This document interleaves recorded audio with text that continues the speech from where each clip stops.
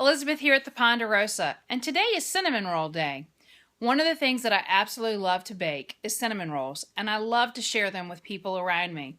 And since I have some friends who've had some babies, and I can use cinnamon rolls to get some baby snuggles, and I have some friends that have family members or themselves that are battling the C word, I'm going to bless some people today with some cinnamon rolls.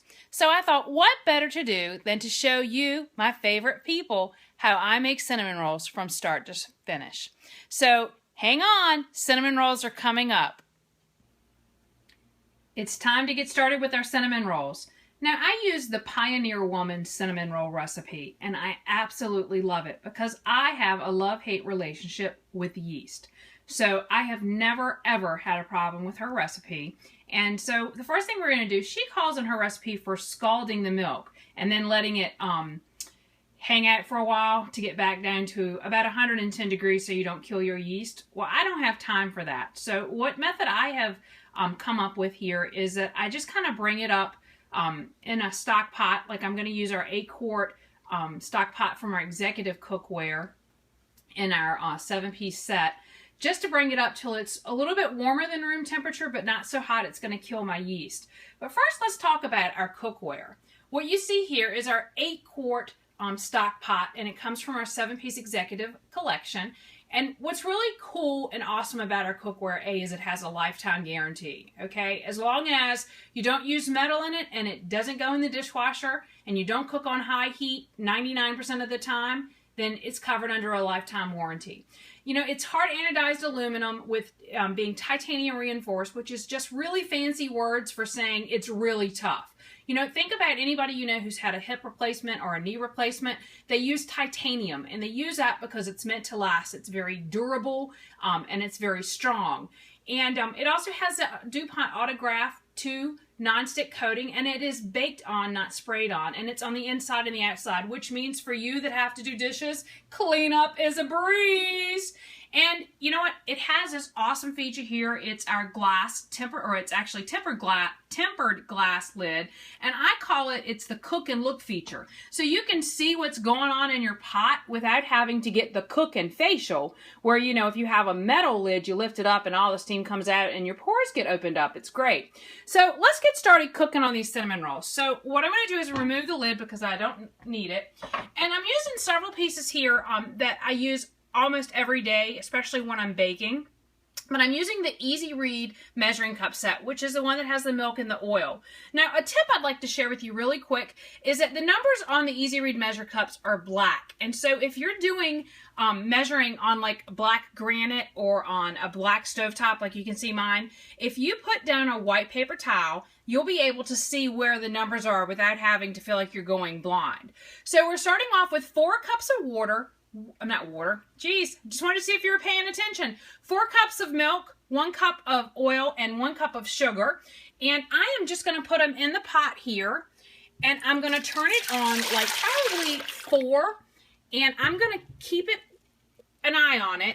And I'm going to watch it. And what I'll do occasionally is I'll put my hand here on the side of the pot until it feels warm, but warm enough that I don't have to go, ow, that's hot, but to be able to just kind of keep my hand there and know it's warm, and then I'll know that everything is at the right temperature, and I can add my yeast. So hang on till we get it to the right temperature.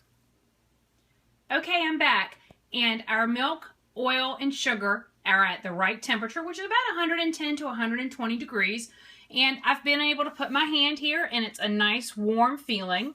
And I can also tell by using my scraper. And as my friend Sherry knows, I have a scraper addiction, so I'm using a scraper. I can stir it around, and I can hear that the sugar has dissolved.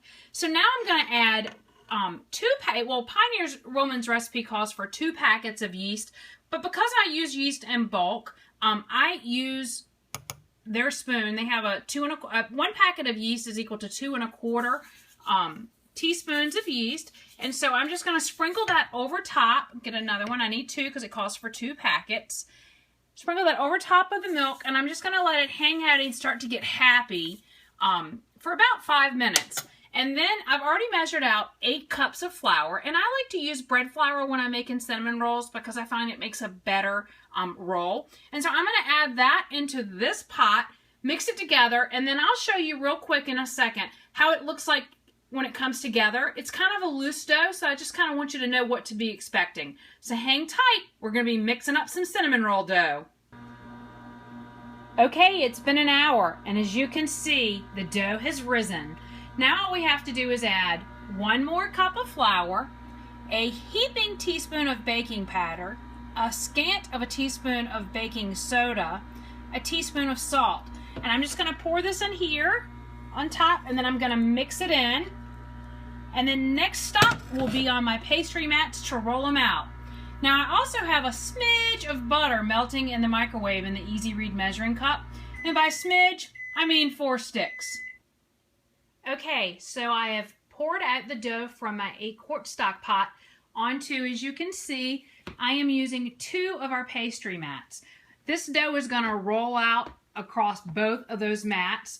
So hang out for a few minutes. I'm going to roll out the cinnamon roll dough, and then we're going to start topping it with some butter, cinnamon, and sugar. All right, so the dough is all rolled out, and I've probably poured about 2 sticks of butter on top of the dough and then brushed it around using the silicone brush. Next, I'm going to sprinkle 2 cups of sugar, and then I'm going to sprinkle cinnamon on top of that using the flour sugar shaker. So hang out for a few seconds. The goodness is on its way. So I'm just adding the last little bit of the cinnamon onto the cinnamon rolls, and then it's time to roll them up. So next stop, cinnamon rolls. So rolling it up's a 2-hand job, so I had to put down my phone so I couldn't videotape it. But I've rolled them up, and you can see that there's a nice long roll of cinnamon rolls. And then the mats are not indestructible, so I very carefully used my bread knife and cut cut a piece of the cinnamon roll off so that I could put it on top of one of our cutting boards to be able to cut it without having to worry about cutting through my mat.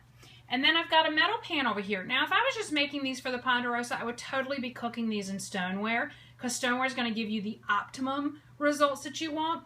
But because I'm giving these away as gifts, I'm using little metal pie pans. And what I've done is I've just put a little bit of butter in the bottom here. And then I'm going to cut out the cinnamon rolls cut the cinnamon rolls and place them in there. And then they're going to hang out for about 20 minutes before they go into the oven of lovin'. So when we come back, cinnamon rolls will be cut out and waiting to head into the oven of lovin'. Okay, so I've cut out all the cinnamon rolls. And as you can see, there is 1 stoneware pan, and those will be staying here at the Ponderosa. But these 5 pans are going to find homes. Get me some baby snuggles and help some folks out that might need a little help in the morning for breakfast. So while we wait, they're getting ready to go into the oven of lovin', and so they'll cook for about 20 minutes at 375. And when they come out, I will have already whipped up the icing that's going to go on top of them, and I'll tell you all about that in just a second. It's icing time. As you can see, the cinnamon rolls have come out of the oven of lovin' at the Ponderosa, and they look delish. And I cannot even begin to tell you how awesome it smells in the kitchen at the Ponderosa. Now, Pioneer Woman has a glaze that she uses on her cinnamon rolls that has maple extract and coffee and butter and a little bit of milk and powdered sugar, and it is delicious. I use it frequently, but today I was feeling like cream cheese icing needed to go on top of my cinnamon rolls.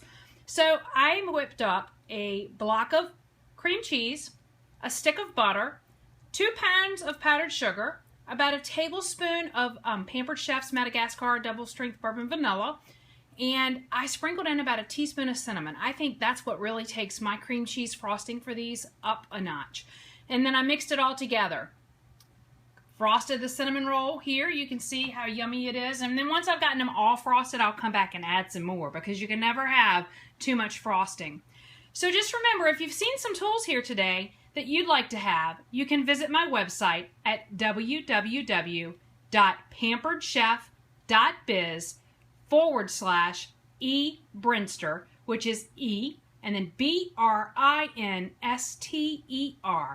Thanks for watching me cook at the Ponderosa. Until next time.